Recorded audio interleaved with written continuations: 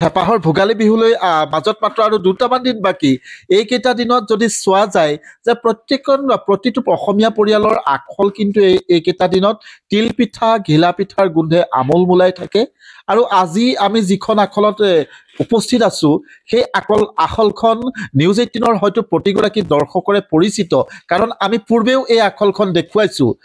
মোৰ সতীৰ্থই প্ৰথমতে কিছু দৃশ্য দেখুৱাই ল'ব, তাৰপিছত আমি কথা পাতিম। যিহেতু সমগ্ৰ যোৰহাটৰে পৰিচিত, যোৰহাটেই নহয় উজনি অসমৰ এখন পৰিচিত আখল ৰূপাজ্যোতি বৰা, যিগৰাকী মহিলাই এইবাৰ ভোগালী বিহুক লৈ প্ৰায় 2 লাখ তিল পিঠা, 3 কুইণ্টল তিলৰ লাড়ু, একেদৰে প্ৰায় 2 লাখ নাৰিকলৰ লাড়ু, তেনেধৰণে পকা মিঠৈ, সান্দহ গুড়ি, এনেধৰণৰ বিভিন্ন আচলতে যি ভোগৰ সামগ্ৰী, ভোগালী বিহুৰ সামগ্ৰী ইতিমধ্যে প্ৰস্তুত কৰিছে। আৰু এইসমূহ সামগ্ৰী ইতিমধ্যে অসমৰ বিভিন্ন প্ৰান্তলৈ, বিশেষত উজনি অসমৰ বিভিন্ন প্ৰান্তলৈ তেওঁ যোগান ধৰিছে। মই ৰূপাজ্যোতি বৰাৰ লগত কথা পাতিম। তাৰ পূৰ্বে এইসকল মহিলাই দিনে ৰাতিয়ে এনেধৰণে তেওঁলোকে প্ৰস্তুতি চলাই আছে। আৰু ইতিমধ্যে বহু সামগ্ৰী যিহেতু বিভিন্ন প্ৰান্তলৈ পঠিওৱা হৈছে আৰু 2টা দিন বাকী আছে, এই মুহূৰ্তত তেওঁলোকেও কিন্তু এনেধৰণে দুপৰ নিশা পৰ্যন্ত নিজৰ আখলত ব্যস্ত হৈ পৰিছে। মই প্ৰথমতেই বাইদেউ আপোনাৰ ওচৰলৈ আহিছোঁ। পুনৰ ভোগালী বিহুৰ আগতীয়াকৈ শুভেচ্ছা জ্ঞাপন কৰিছোঁ। এইবাৰ কেনেকুৱা প্ৰস্তুতি? প্ৰায় সম্পূৰ্ণ চাগে? প্ৰায় 80% প্ৰস্তুতি আমাৰ সম্পূৰ্ণ হৈছে আৰু 20% ধৰক আমাৰ বাকী আছে। তথাপিতো এই 2টা দিনত সম্পূৰ্ণ হৈ যাব বুলি ভাবিছো।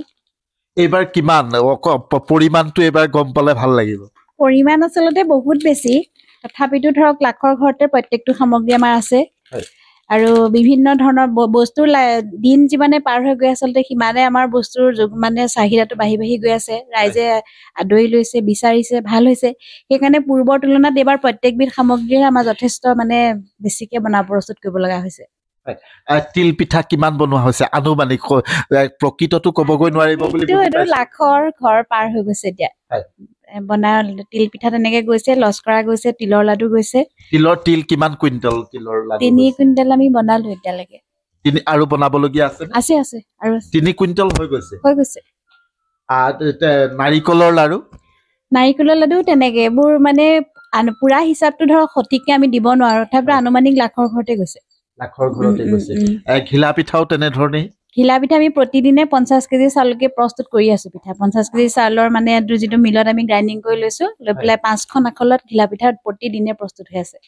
আমি আচলতে সংখ্যাতকৈ সদায় গুণগত মানদণ্ডৰ ওপৰত গুৰুত্ব দি আহিছো। সেইটো কাৰণে আমাৰ পৰম্পৰাগত যিবিলাক শৈলী, সেই শৈলীবিলাককে আমি আচলতে অলপ বিজ্ঞানসন্মতভাৱে প্ৰয়োগ কৰি মানে কোনো ধৰণৰ ৰাসায়নিক দ্ৰব্য ব্যৱহাৰ নকৰাকৈ আমি গ্ৰাহকৰ স্বাস্থ্যৰ দিশটো আমি লক্ষ্য ৰাখিছো।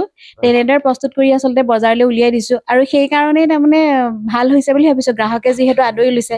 আৰু আটাইতকৈ এটা ভাল লগা কথা হৈছে কি আমি প্ৰতিদিনে হাজাৰ পিঠা, আমাৰ আখলখন আচলতে অকল বিহু বুলিয়ে নহয়, বছৰৰ 12 মাহে আমাৰ আখলখন বিহু নিচিনাই হৈ থাকে। প্ৰতিদিনে প্ৰায় 10 বিধৰ 1000 অধিক পিঠা আমি প্ৰস্তুত কৰোঁ আৰু ৰাতিপুৱা দি পঠিওৱা পিঠাখিনি গধূলিলৈ শেষ হৈ যায়। আমি আকৌ গধূলিৰ কাৰণে নতুনকৈ আকৌ প্ৰস্তুত কৰি পেলাই পিছদিনাৰ কাৰণে দিওঁ। মানে প্ৰতিদিনৰ পিঠা প্ৰতিদিনে শেষ হয়। আমি আগদিনাৰ পিঠা কেতিয়াও পিছদিনা দি পোৱা নাই। এইবাৰ পিঠা আৰু জলপান কোন জিলালৈ গৈছে? উজনি প্ৰায়ভাগ জিলালৈকে গৈছে।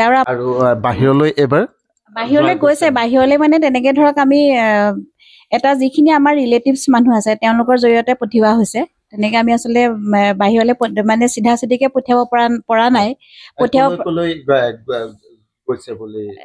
নতুন দিল্লীলৈ গৈছে, নতুন দিল্লী গৈছে, আমেৰিকা গৈছে। আমেৰিকা আৰু নতুন দিল্লী গৈছে। হয়।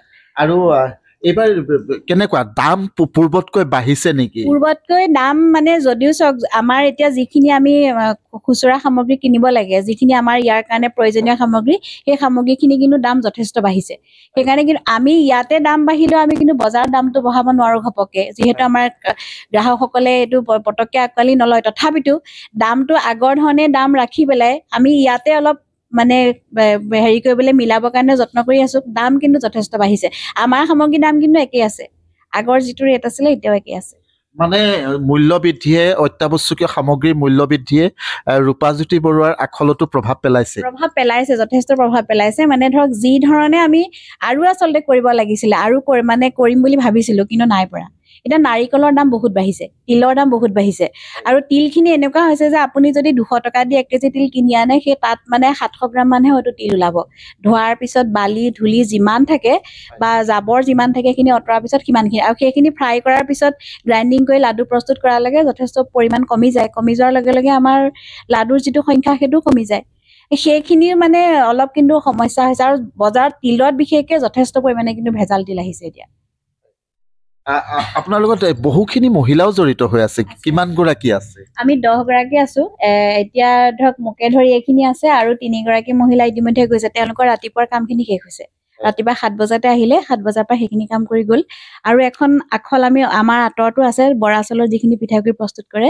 তাৰ পৰা আচলতে আহিলে সেই গৰাকীক ধৰিলেতো 15 গৰাকী মানে হ'ব 15 গৰাকী মহিলাই দিনে নিশাই কাম কৰি দিনে নিশাই আমি 12টা মানে এটা ইমান বজালৈকে এইকেইদিনটো আৰু দেৰি হ'ব অহা দেওবাৰলৈকে আচলতে আমাৰ গোটেই বিহুটোৰ মানে যুদ্ধখন এতিয়াহে আৰম্ভ হৈছে এই ঘিলা পিঠা মূলত মানে এটা আচৰিত কথা ঘিলা পিঠাৰ যুদ্ধখনে বৰ আচৰিত ধৰণৰ এখন হয় আচলতে আমি এতিয়া দিনে নিশাই লাগি থাকিলেও সম্পূৰ্ণ যিটো আমাৰ মানে চাহিদা আছে সেইমতে আমি যোগান ধৰিবগৈ নোৱাৰো ধন্যবাদ জনাইছো আপোনাক মই আৰু যিহেতু আছে মই কেইবাগৰাকী মহিলা আছে মই তেওঁলোকৰো অকণমান তেওঁলোকৰ প্ৰতিক্ৰিয়া ল'ব লাগিব বাইদেউ বিহুৰ প্ৰস্তুতি প্ৰায় সম্পূৰ্ণ হয় ইয়াত দেখিছে আপোনালোকে আমি দিনে ৰাতিয়ে সম্পূৰ্ণভাৱে লাগি আছো হয় কেনেকুৱা কি বনোৱা হৈছে আজি কি বনি আছে আজি ঘিলা পিঠা লস্কৰা তাৰপৰা দীঘল পিঠা এনেকে এইবোৰ হৈ আছে দুপৰ নিশালৈকে চলি থাকে ভাল লাগে নে লাগে বহুত ভাল লাগে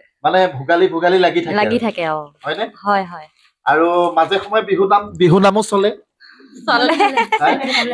মানে স্ফূৰ্তি হৈ থাকে আখলৰ স্ফূৰ্তি হয়নে হয় ধন্যবাদ জনাইছো আটাইকেইগৰাকীকে ধন্যবাদ জনাইছো আপোনালোকক যিহেতু মই কৈছোৱে যদি আৰু মোৰ কিছু পৰিৱেশ এই যি কোঠাটো দেখিছে আখলখন দেখিছে এইসমূহ কাৰ্টুন যে ইতিমধ্যে পেকিং হৈছে এইসমূহ সকলো তিল পিঠা ঘিলা পিঠা কেৱল মাত্ৰ ভোগালীৰ জলপান ইয়াতে তেওঁলোকে ৰাখিছে আৰু এইসমূহ ইতিমধ্যে এই সময় আজিলৈকে বহু স্থানলৈ ইতিমধ্যে গৈছে ডিব্ৰুগড়লৈ গৈছে তিনিচুকীয়া যোৰহাট শিৱসাগৰ গোলাঘাট মাজুলী এনে প্ৰতিখন জিলালৈকে ইয়াৰ পৰা সামগ্ৰীসমূহ লৈ যোৱা হয় আৰু যিহেতু মই পূৰ্বতে কৈছো মাত্ৰ 2টামান দিন বাকী আছে এইকেইটা দিনত তেওঁলোকৰ আচলতে কোনো সময় ৰবলৈ সময় নাইকিয়াৰ দৰে দুপৰ নিশা পৰ্যন্ত আখলত ঢেঁকীৰ কোব শুনিবলৈ পোৱা গৈছে আৰু প্ৰতিগৰাকী মহিলাই যে সকলোৰে প্ৰয়োজন অনুসৰি প্ৰতিটো পৰিয়ালক প্ৰয়োজন অনুসৰি তিল পিঠাই হওক বা